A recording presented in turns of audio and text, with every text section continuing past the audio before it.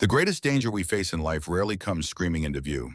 It wears no uniform, carries no weapon, and often arrives with a smile. It disguises itself as a friend, a colleague, sometimes even a family member. But make no mistake, this enemy is real and it is dangerous. Toxic people, manipulators, emotional parasites. They exist not on the fringes of our lives, but within the very circles we trust. And the greatest tragedy? Most people, unaware of the rules, choose to confront them head on, and in doing so they lose everything. Imagine John, a hard-working father in suburban Chicago, kind, dependable, and empathetic to a fault.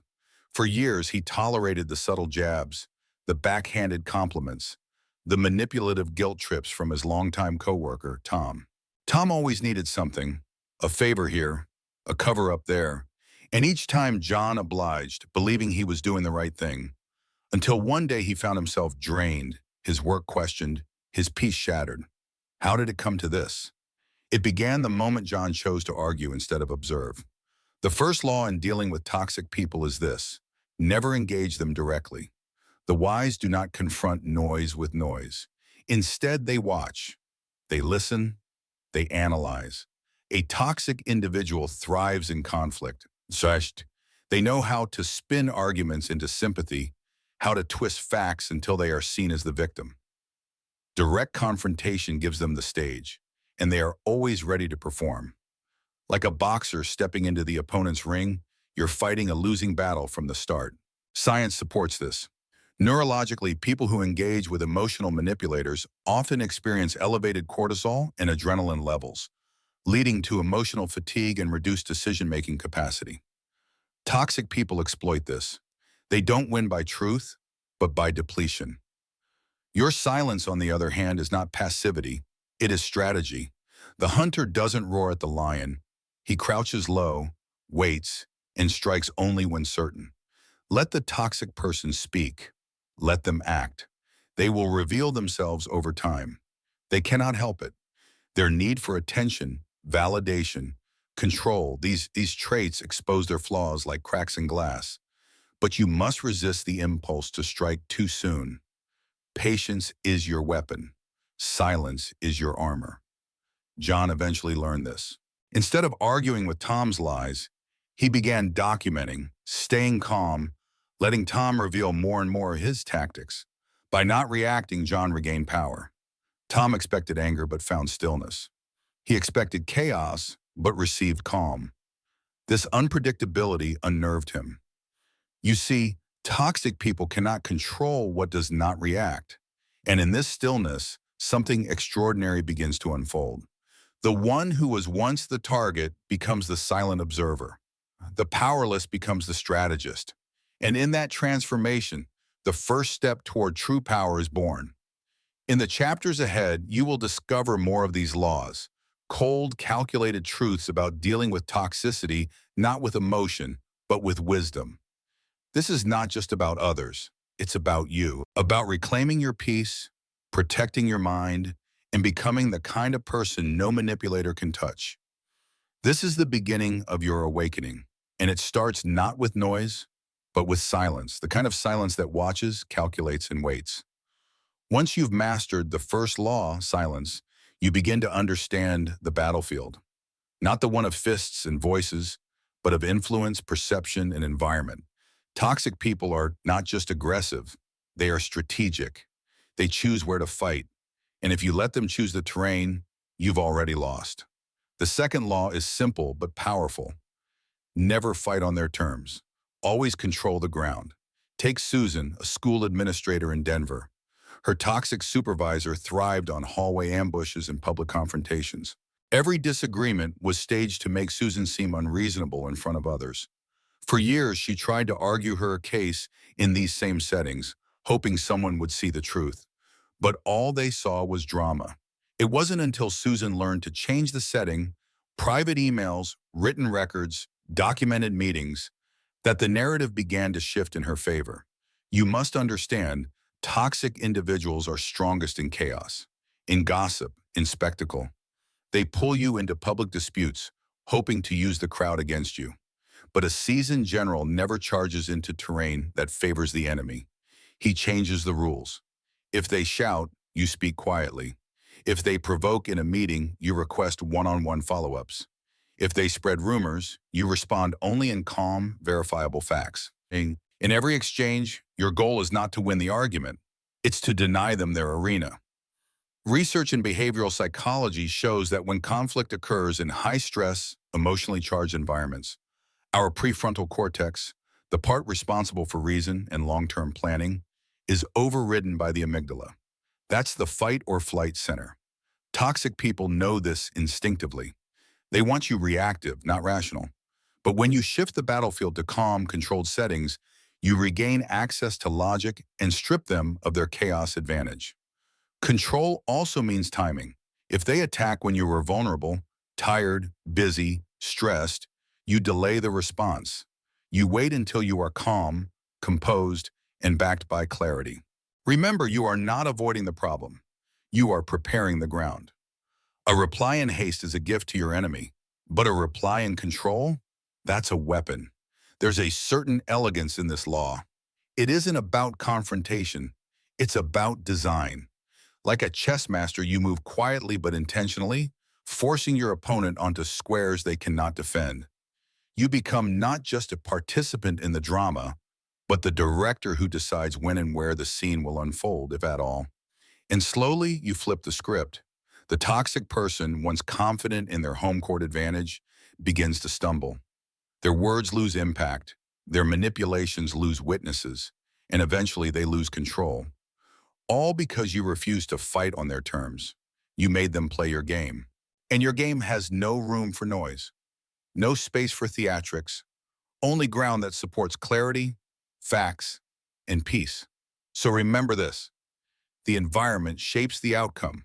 Don't just learn to be silent, learn to choose where every encounter takes place. It's not about escaping conflict, it's about rewriting its rules. When you do, the balance of power shifts, not by force, but by structure. And that is the mark of a true strategist. Now that you've withdrawn from their K and claimed control over the ground you stand on, you're ready for the third law, a law that is often the hardest to practice, but the most devastating in effect. Starve them, not of food, not of love, but of attention. Because toxic people don't survive on logic, truth, or justice. They survive on reaction. Let's revisit Thomas, a former sales manager in Houston. His former friend and coworker, Mark, was the textbook manipulator, constantly complaining, making sly insults, and pushing Thomas to react. And for a long time, Thomas did. He argued, he defended, he tried to set the record straight, but every time he reacted, Mark grew stronger. Until one day, Thomas stopped. He stopped replying to Mark's late-night texts. He stopped engaging with Mark's public jabs in the office. He stopped giving him even a sliver of emotional oxygen. Something remarkable happened. Without reaction, Mark's attacks grew louder, but weaker. The more Thomas stayed quiet and focused on his work, the more Mark's behavior seemed unhinged to others. Eventually, Mark's energy collapsed under its own weight. Thomas had taken away his fuel, attention. That's the essence of the third law. Toxic people need your energy to survive. Without it, they fade. There is science behind this. Psychologists refer to a concept called extinction in behavioral conditioning. When a behavior no longer produces the expected result, like a tantrum no longer getting attention, the behavior diminishes. The same applies here. If every complaint, every provocation, every dig no longer elicits a reaction, the toxic individual loses interest. He says, they may thrash about, trying harder to bait you, but their efforts become empty. It's not easy. Starving someone of attention when you want to scream, to argue, to defend yourself, that takes discipline. It's your pride that wants to reply. It's your emotions that demand a response. But power isn't found in reaction. Power is found in restraint. Every time you do not answer, you declare, you do not control me. You do not define me. You are irrelevant. This is not silence in fear. This is silence in power. There's a difference. The former hides, the latter watches. The former retreats. The latter commands. To a toxic person, being ignored is worse than being confronted because confrontation implies equality. But indifference says you are not even worth the conflict. You must see your attention like currency. And a toxic person, they are a scammer trying to cash a fake check. When you respond to their games, you fund their illusion. But when you deny them even a glance, you bankrupt them. And as they wither in your absence, something powerful emerges. Your peace returns. Your energy is reclaimed. Your life expands beyond their shadow. But beware, in this absence, they will grow desperate. They will seek new ways to pull you back in. Guilt, pity, lies, apologies. This is their last play. Do not be fooled. Stay firm. Remain unmoved. You are not punishing them. You are protecting you. Attention is not free. Save it for what feeds your life, not what drains it. So let them shout. Let them throw stones into the wind. You, on the other hand, build walls of stillness, fortresses of peace. You walk through life unbothered, unshaken, because you know the truth. Some battles are won not by fighting, but by starving the war of what it needs to continue your presence. Or you've silenced your response. You've chosen your ground. You've starved the enemy of attention. But this is only the beginning. A toxic person, cornered by indifference, will shift tactics. When their overt manipulation fails, they will dig deeper. They will try to read your expressions, your tone, your eyes. They will search for weakness, not in your words, but in your emotions. That's why the fourth law is essential. Never show your true self. Always wear the mask. Now understand, this isn't about living inauthentically. This is about strategic concealment. Think of it this way. If you were carrying a bag of gold through a dangerous street, would you flaunt it? Of course not. You'd hide it. You'd walk confidently, but reveal nothing.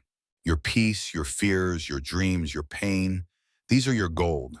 And to the toxic person, they are opportunities to exploit. Consider Anna, a nonprofit director in Seattle. Her colleague Rachel always asked probing questions cloaked in empathy. Are you doing okay? You look tired. Or what's been stressing you lately? At first, Anna opened up, believing she was building trust. But weeks later, her vulnerabilities were echoed in boardroom whispers and twisted into stories of incompetence. Anna learned the hard way. Truth in the wrong hands becomes a weapon. So she changed, not who she was, but what she revealed. She smiled when needed, she nodded politely, she gave surface-level answers to deep questions. She wore the mask, not out of fear, but out of wisdom. From that point forward, Rachel could find nothing to twist, no soft spot to poke, and her influence withered. There is a psychological truth here. Carl Jung once said, "Every man carries a shadow." Your shadow, your inner truth is sacred. It must be protected, especially from those who seek to corrupt it. Masking doesn't mean dishonesty, it means control. It means choosing what you share and with whom. It means projecting calm when you feel rage, projecting stability when chaos surrounds you. Toxic people rely on information. They mine your words for clues. Your honesty, your openness, these are tools they sharpen against you. But when you become unreadable, when your face becomes a canvas of stillness, they lose their grip. They become disoriented, uncertain. And in uncertainty, they become reckless. Don't confuse transparency with trust. Trust is earned, not assumed. And those who haven't earned it do not deserve your truth. The mask is not a betrayal, it's a boundary. It's the armor that shields your peace. And when worn with intention, it becomes more than defense. It becomes strategy. So let them believe what they will. Let them try to decipher your silence. You owe no one an explanation, especially not those who have proven unworthy of your trust. Behind the mask, you observe, you analyze, you prepare. The toxic person may believe they have seen you, but they have only seen what you have allowed. And that illusion is your greatest power. In a world where manipulation thrives on access, your mask is your gatekeeper. Your emotions, your thoughts, your plans, those are sacred. Guard them. Share them only with those who have proven themselves. The rest, they can face the mask, and in doing so, they face the truth. They have no power over what they cannot see. The mask protects, it conceals, it keeps your truth from becoming ammunition in the hands of the undeserving. But protection is only part of the equation. Power also requires offense, strategic, subtle, and devastating. That's where the fifth law comes into play. Strike indirectly. Let others and circumstances do the work for you. Victory is sweetest when it costs you nothing. Picture Michael, a mid-level executive in Atlanta. For years, he worked beside a toxic senior manager named Kevin. Kevin was charming in public, cruel in private. He spread rumors, sabotaged projects, and framed his failures on others. Michael, having endured this for years, finally understood direct confrontation would only backfire. Kevin had too many allies, too many ways to twist the narrative. So Michael chose a different path. He let Kevin destroy himself. He started by observing. Kevin exaggerated numbers, made promises he couldn't keep, and belittled subordinates. Michael documented everything, quietly, methodically. When opportunities arose, he shared these records with HR, but always through formal channels. Meanwhile, Kevin's behavior remained unchecked until he made one mistake too many. A mismanaged client deal triggered an internal review, and everything Michael had documented came to light. Kevin imploded under the weight of his own lies. Michael didn't need to raise his voice. The truth did the work for him. This is the brilliance of the indirect strike. You don't swing the sword. You place the pieces. You create the conditions in which the toxic person defeats themselves. It is Machiavellian in its efficiency. In chess, the best players don't always capture the king. They corner it until it has nowhere left to move. You must think the same. People are also instruments in this strategy. Toxic individuals eventually alienate others. Their arrogance offends, their manipulation exhausts. You don't need to fight them when others will. Stand back. Let nature take its course. The psychologist Alfred Adler once said, "A lie cannot live." Given time and space, toxic people reveal themselves.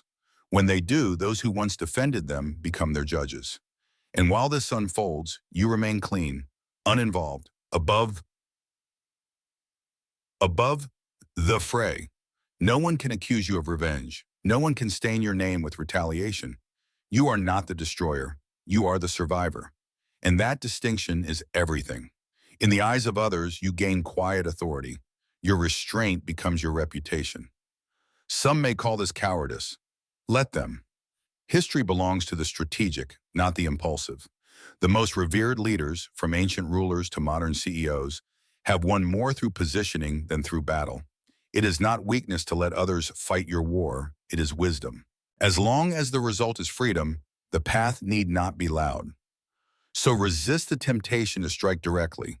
You don't need to prove yourself. You don't need to expose them in dramatic fashion. Let the toxic one overextend. Let their hunger for control blind them. Let their lies pile up until they collapse under their own weight. And when they do, you will stand untouched. Not as a warrior bloodied by battle, but as a sovereign and untouched by chaos.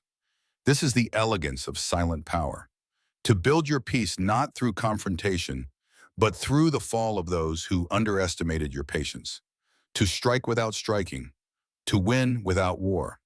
There comes a point when even patience has its limit, when watching, waiting, and letting others do the work is no longer enough. Some poisons linger. Some parasites burrow deeper, growing more destructive the longer they remain. And so the sixth law emerges, sharp, final, and uncompromising. When it is time to cut cleanly and without warning. This law is not about revenge. It is not about proving a point or making a scene. It is about self-preservation.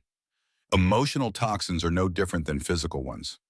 Left unchecked, they infect every part of your life, your focus, your energy, your peace, and the only cure is decisive separation. Let me tell you about Laura, a successful therapist from Phoenix. She had a friend named Denise who was charming, witty, and broken in all the wrong ways. Denise leaned on Laura constantly, crisis after crisis, always needing, always taking, never giving. At first, Laura tried to help. After all, she was a professional trained to support. But years passed and she realized something painful. Denise wasn't seeking healing. She was seeking attention, manipulation, control. One evening, after yet another guilt-laced phone call, Laura sat in silence. Not out of confusion, but clarity. She realized she had exhausted every solution, every boundary, every ounce of compassion. And still, Denise kept taking. So Laura did what many fear to do. She blocked the number. She deleted the contact. No explanation, no final talk, just silence. Cold, clean, absolute. At first, guilt came, doubts, but then peace, a quietness she hadn't felt in years. And over time, she realized something liberating. She didn't owe Denise closure. Closure in the hands of a toxic person is just another opportunity for manipulation. They cry, they beg, they accuse, they twist your kindness into leverage. By cutting cleanly, Laura denied all of that. And for the first time, she was free. Machiavelli once wrote that when a threat must be removed, it must be done entirely. Half measures invite danger. When a ruler hesitates to crush a rebellion, the rebellion grows. The same applies here. Do not give warnings. Do not explain. Do not wait for the perfect moment. The more time you allow, the deeper their roots entangle your life. And don't confuse cruelty with clarity.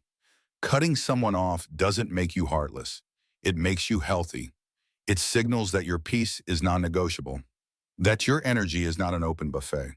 This is where many people struggle. They want to be kind, to keep the peace, but peace bought with self-destruction isn't peace. It's imprisonment. So when the time comes, and you will know it, cut without guilt. End the relationship. Walk away from the friendship. Leave the job. Cancel the call. Whatever the connection, sever it with finality. No slow fade. No emotional exit. The more time you give them, the more time they have to infect. And what happens next is something you must prepare for. The toxic person will rage. They will spin stories. They will try to recruit others against you. But remember, that's not your burden. Their version of the story is not your truth. And in the silence you leave behind, you leave something else: confusion, a void, a message they cannot twist. You are gone, and they have no say in it. This is the moment many people never reach. They observe. They endure, but they never act. And in doing so, they stay bound. You must go further. You must be willing to do what's necessary, not just to survive them, but to free yourself from them. Because the truth is this: not every poison can be tolerated. Some must be cut out entirely, now, without apology. There is a rare kind of power that doesn't roar or thunder. It doesn't announce itself or seek applause. It doesn't demand to be seen. It simply exists, quiet, immovable, untouchable. And that is the seventh law, the final crowning principle. Always win in silence. After the cut, after the separation, the toxic person will do what they do best. They'll try to pull you back into their drama. They'll talk. They'll provoke. They'll spin narratives. Their voice will rise, echoing into circles you used to belong to. But your answer must be silence, not the silence of defeat, but the silence of mastery. Take David, an architect in San Diego. After years of working with a manipulative partner, he finally ended their business relationship, quietly and decisively. In the months that followed, his former partner spread rumors, accused David of betrayal, even reached out to clients in a desperate attempt to tarnish his name. David didn't respond, not once. He kept building, kept delivering excellent work. Slowly, his former partner's words lost weight. And David? He became known not for drama, but for calm integrity. His silence spoke volumes. You see, toxic people crave recognition. Even negative attention validates their sense of importance. But when you refuse to respond, when you erase them, not just from your contact list, but from your mind, they lose all power. Silence is not the absence of words. It's the refusal to give someone a platform in your life. Psychologically, this is deeply disarming. Our brains are wired for closure. When we lose control of a narrative, we spiral. Toxic individuals, when met with silence, create their own chaos. They imagine your thoughts. They project their fears. And in that vacuum of certainty, they begin to unravel. Your silence becomes the loudest rejection of all. And it's not just about them. It's about you. When you stop explaining yourself, you reclaim your energy. When you stop defending your boundaries, they become solid. When you stop trying to be understood by people committed to misunderstanding you, you begin to grow. The silence becomes a sanctuary, a fortress, a sacred space where your voice is no longer wasted, but preserved for what truly matters. Think of the most powerful people in history. They weren't reactive, they weren't loud, they were calm, deliberate, and reserved. Power doesn't scream, it observes, it builds. It expands quietly until it no longer needs to explain. It simply is. That is your goal, not to win arguments, but to outgrow them. Not to silence others, but to rise above them. So let the toxic person shout into the void. Let them tell their story. You don't need to correct them. You don't need to prove them wrong. You just need to live better, peacefully, productively, authentically. In time, the truth will speak for itself. And when it does, it will speak louder than any defense you could have made. This is how the battle ends. Not with a sword, but with silence. Not with noise, but with presence. You walk away without anger, without vengeance, without even turning back. And in doing so, you don't just survive the toxic person, you transcend them. You become unreachable. This is not the end of your journey. It's the beginning of a new one. The one where your life is no longer defined by conflict, but by clarity. Where your energy is no longer drained, but directed. Where your voice is no longer used to defend yourself, but to create, to build, to inspire. And all of it built on the quiet foundation of one final truth. That power, once rooted in peace, cannot be shaken by noise. Now that silence has closed the door, a new world begins to open. One that doesn't revolve around defense, survival, or resistance, but around creation. The next phase of your journey isn't about the toxic person anymore. It's about you. And here is where we shift from escape to evolution. Because escaping the toxic is not the goal. Building a life beyond them is. Think about what happens when a garden is no longer overrun by weeds. Space opens, light returns, things begin to grow. You are that garden. And now that the noise has ceased, the real work begins, the work of rediscovering your direction, your values, your self-worth. This is what many people miss. They believe the victory lies in the cut, in the silence, in the retreat. But that is only half of the story. The real triumph is when you start to live fully, unapologetically, intentionally, and without residue. Toxic people may leave your life, but if you do not heal what they touched, you remain tethered to their memory. Healing is not forgetting, it's understanding. It's looking at your old wounds and saying, I see how that shaped me, but it no longer controls me. This is the foundation of emotional freedom. You are no longer reacting to life, you are creating it. Robert, a financial advisor from Boston, went through a brutal divorce with a narcissistic spouse. After finally breaking free, he felt relieved, but also lost. Who was he outside of the conflict? What did he enjoy, believe in, want for himself? Slowly he began to rebuild. He traveled, he read philosophy, he changed careers, he gave back to others. And with each step, the shadow of the toxic past grew smaller, not because he buried it, but because he outgrew it. This is what the next law requires. To stop measuring your life by what you escaped and start building what you were meant to create. The toxic person is no longer the reference point. You are your peace, your clarity, your purpose. What will you do with the energy you used to spend defending yourself? Who will you become now that you're no longer explaining your worth? The greatest revenge is not retaliation. It's reinvention. Toxic people believe they have the final word, that their manipulation will shape your narrative. But when you rise, not with rage, but with clarity, they become irrelevant. You don't even need to prove them wrong. You simply need to live better. This is a powerful psychological truth. Post-traumatic growth is real. Studies show that many who endure toxic relationships often emerge with stronger boundaries, deeper empathy, and greater purpose, if they choose healing. That choice is now yours, and it begins not in reaction, but in intention. So pause, look around. You're no longer in the battlefield. You're in the clearing. The silence you fought for is now yours. What you do with it, that's where transformation lives. Will you keep checking the humanity for answers, or will you start asking the future for direction? Because this story, your story, was never about them. It's always been about you. And now, finally free, you get to write the next chapter. With peace in your mind and power in your hands. Growth begins when blame ends. Now that you've created space and silence, the next challenge is internal. Not about what others have done to you, but about what you allowed, tolerated, justified. This is not an accusation, it's liberation. Because as long as you hold toxic people responsible for your emotional state, you give them power. But when you turn inward and ask, why did I let it continue?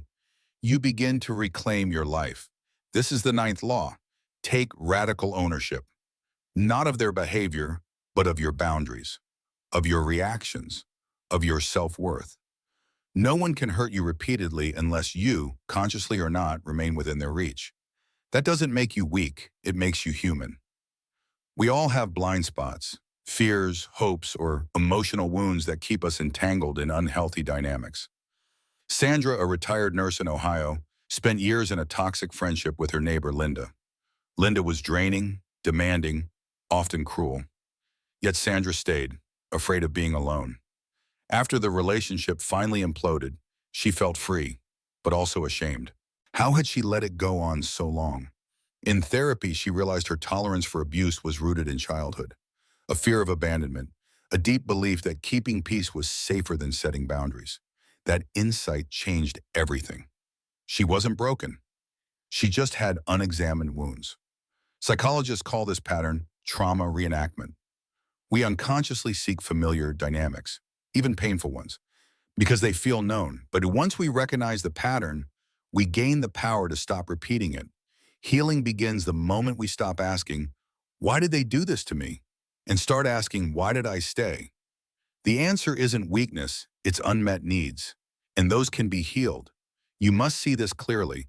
The toxic person was a mirror, not of your worth, but of your inner gaps. The cracks in your self-respect, your voice, your confidence, they entered where there was space.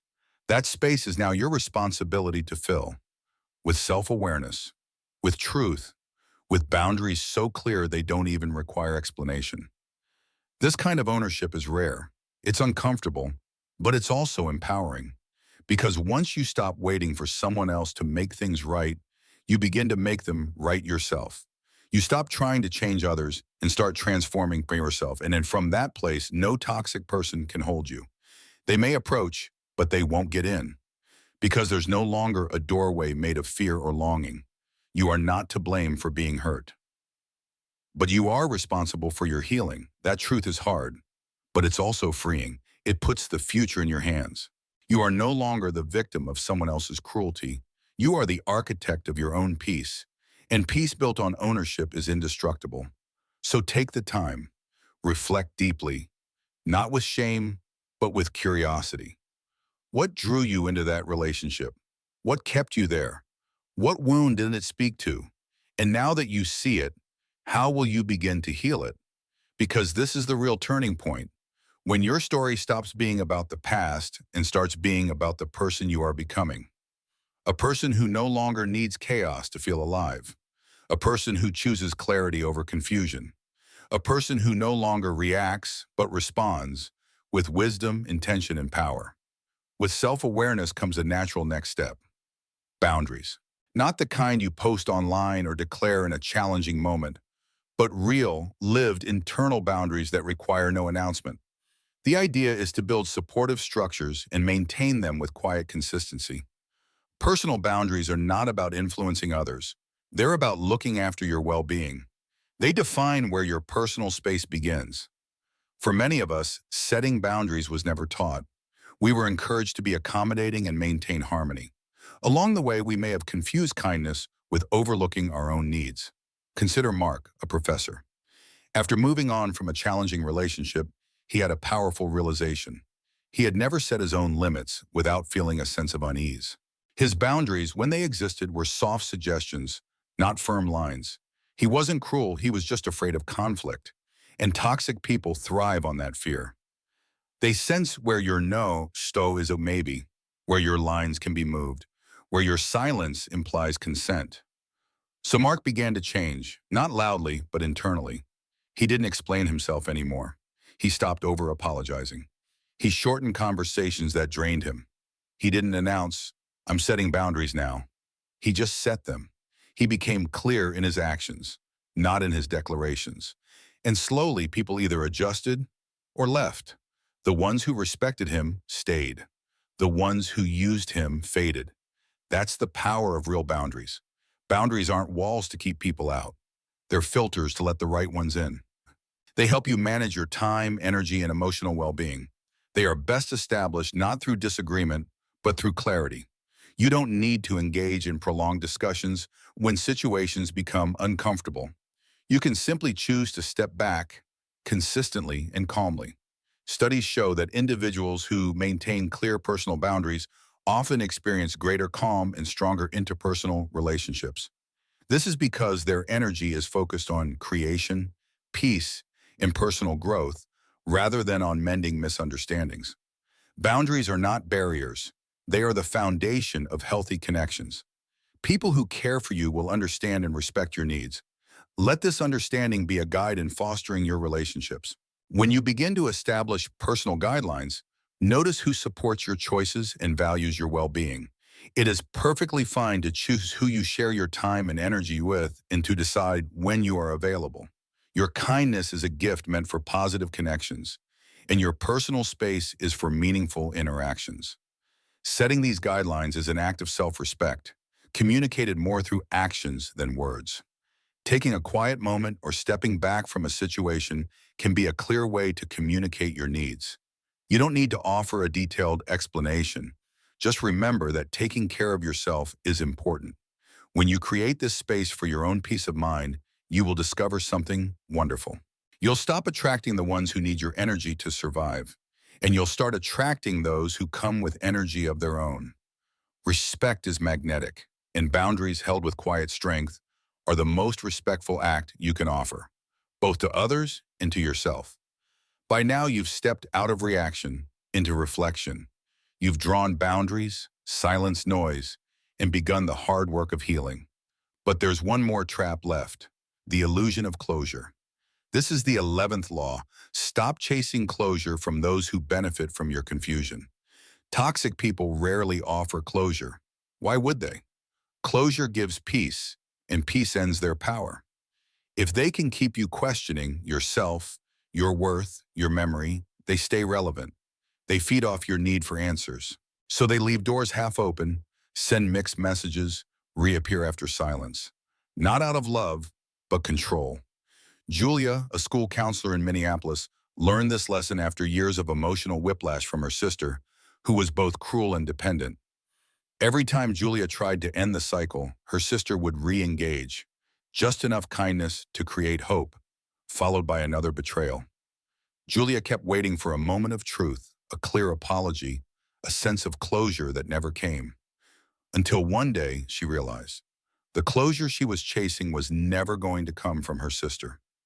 It had to come from within. The need for closure is human. Our brains crave narrative resolution. We want endings that make sense, but with toxic people, sense is a tool they twist to keep you hooked. They give half-truths, manipulate facts, rewrite history. Closure with them is like trying to solve a puzzle with missing pieces. They always hold the last one. So you must stop looking for it, not because you don't deserve closure, but because it was never theirs to give. Closure is not something handed to you. It is something you decide. It is the moment you stop needing their apology, their understanding, their validation. It is the day you say, "I am done," not because you explained it all, but because you no longer need to. This is emotional maturity, when your peace no longer depends on their clarity, when you stop explaining yourself to people committed to misunderstanding you, when you stop rereading messages, replaying conversations, or waiting for a return that would only reopen wounds. Therapists call this ambiguous loss, a grief without finality, like losing someone who's still alive. It is painful. It is confusing, but it is survivable. The key is acceptance, not of the abuse, but of the fact that some people are incapable of resolution. And your freedom begins the moment you stop requiring it from them. Decide today, the story ends here. Not because everything is resolved, but because you are. You don't need the final word. You don't need them to see your side. Your healing is not a courtroom drama. It's a quiet walk forward. Alone, maybe, but peaceful. And in this step, something shifts. You no longer orbit their gravity. You become your own center, your own author. The chapter with them ends not with a bang, not with a tidy bow, but with you putting the pen down and walking away. Let them keep their piece of the story. You're writing a new one now, one that no longer waits for permission to move on. That's not just closure, that's liberation. Now that you've stopped chasing closure, another temptation appears, one just as dangerous, though better disguised. Redemption. The belief that if you're strong enough, patient enough, or loving enough, you can save them. This is the 12th law. Resist the savior impulse. You are not their cure. You are not their lesson. You are not their redemption arc. This law isn't born of bitterness, it's born of reality. Some people are broken in ways they refuse to acknowledge. Others are addicted to drama, manipulation, or victimhood. They don't want to be healed. They want to be enabled. And if you step into the role of rescuer, you don't lift them up, you sink with them. Angela, a life coach in Sacramento, spent years trying to fix her partner, Tyler. He had a troubled past, and she believed that with enough compassion, she could help him change. And sometimes he did, briefly. But every step forward was followed by 3 steps back. Each promise broken, each apology followed by another wound. Finally, Angela realized she wasn't his coach, she was his emotional crutch.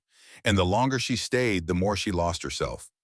There's a deep psychological reason we fall into this role. If we can save the toxic person, we prove our worth. We rewrite the past.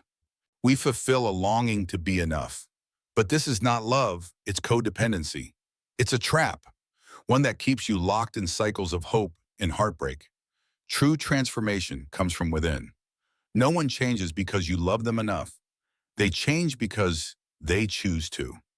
You can inspire, support, encourage, but you cannot carry someone across a bridge they refuse to walk. Trying to do so will only exhaust you. And worse, it keeps you focused on them instead of yourself. This doesn't mean you abandon empathy. It means you apply it with discernment.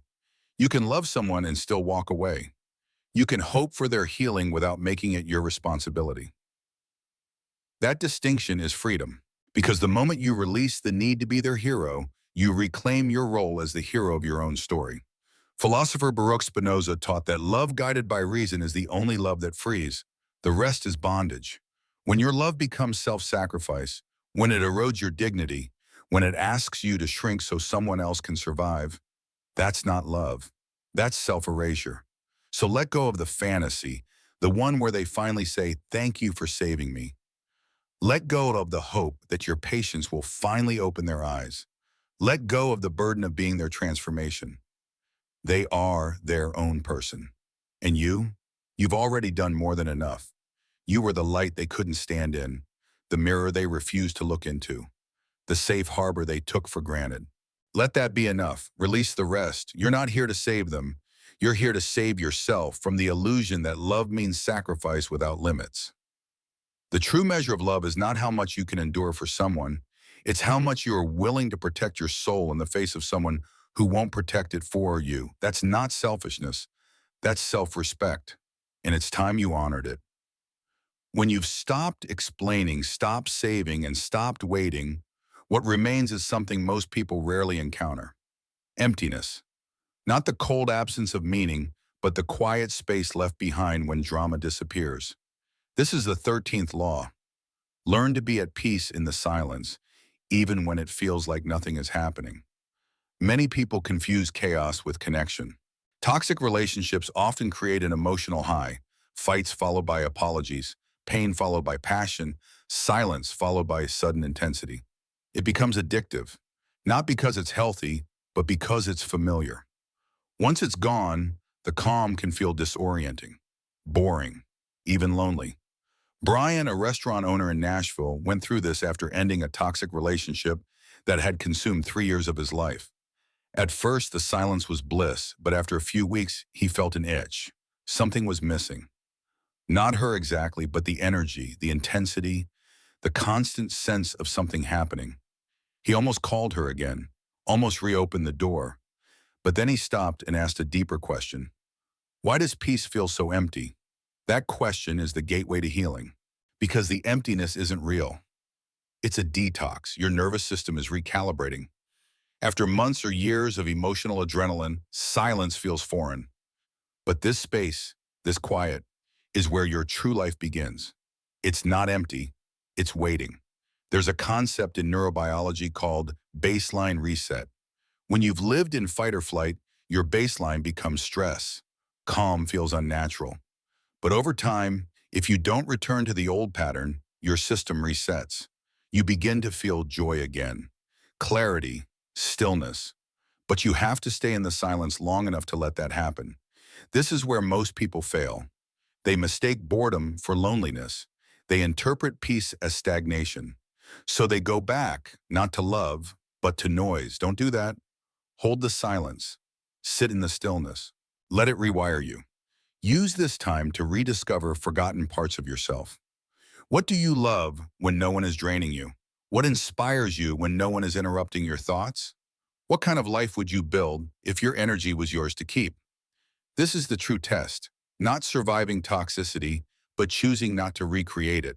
Choosing not to fill the silence with new drama, new chaos, new distractions. Choosing instead to wait for something real, something grounded, something healthy. In this silence, you are planting seeds of confidence, of creativity, of purpose. The results won't be immediate, but they will be permanent. Toxicity burns fast and bright. Peace grows slowly, but it roots deep. So don't rush, don't panic. Let the stillness do its work. Breathe, reflect, rebuild. Learn to enjoy the quiet not as absence, but as presence, as your life returning to you. Because soon this silence will no longer feel like nothing. It will feel like freedom. And in that freedom, you will find something you never had in the storm, yourself. Now comes the most powerful transformation of all, the return to self. Not the self that was shaped in reaction to others, not the self forged in survival, but the one that existed before the noise, the manipulation, the confusion. This is the 14th law. Rebuild your identity beyond the pain. Pain changes us, especially pain from people we once trusted. It rewires our expectations, alters how we love, and sometimes leaves us wearing armor that was never ours to begin with. But that armor, once necessary, becomes heavy. And at some point, you must decide, do I keep carrying this, or do I lay it down and rediscover who I really am? Melanie, a corporate trainer in Denver, realized after leaving her emotionally abusive father's orbit that she no longer knew how to relax. Even in peaceful relationships, she anticipated betrayal. She was kind but guarded, successful but emotionally numb. It wasn't just that she escaped her past. It was that her past still shaped how she moved through the world. Until she asked herself, what parts of me were born from pain and which were born from truth? That question opened everything. She began to write again, to travel, to say yes to new friendships, to risk connection, not recklessly, but bravely. The armor came off, slowly, intentionally. And what emerged wasn't a version of her shaped by trauma, but one defined by choice. This is what you must do now. Not just heal, but redefine. Not just survive, but create. The toxic people in your past do not get to define your future. Your identity is not the residue of what they did to you. It is the result of what you now choose to build. So who are you without the role of fixer, rescuer, absorber of emotional chaos? Who are you when you no longer revolve around someone else's dysfunction? Who are you when your energy belongs to you? These questions are not philosophical luxuries. They are blueprints. The rebuilding begins with them. Start small. What brings you joy? What calms your mind? Who makes you feel seen, not needed, not used, but truly valued? These are the bricks of your new foundation. You are not the brokenness they projected onto you. You are not the role they forced you into. You are not the silence they demanded or the chaos they created. You are a full human being, worthy of peace, deserving of clarity, capable of growth. This is where the healing becomes irreversible. Not because the pain is gone, but because your identity is no longer built around avoiding it. It is built around becoming something more, something resilient, something whole. And in this process, something beautiful happens. You stop seeing your past as a mistake. You begin to see it as material. Raw, painful, yes, but also the very fire that forged your strength. Without that fire, you wouldn't be this clear, this discerning, this awake. So take this time not just to rest, but to rebuild, consciously, fiercely, authentically, not as a version of who you were before the storm, but as someone who walked through it and now stands taller because of it. You don't just move on from toxic people. You outgrow them. And in that growth, you reclaim something they could never touch, your power to define your own life.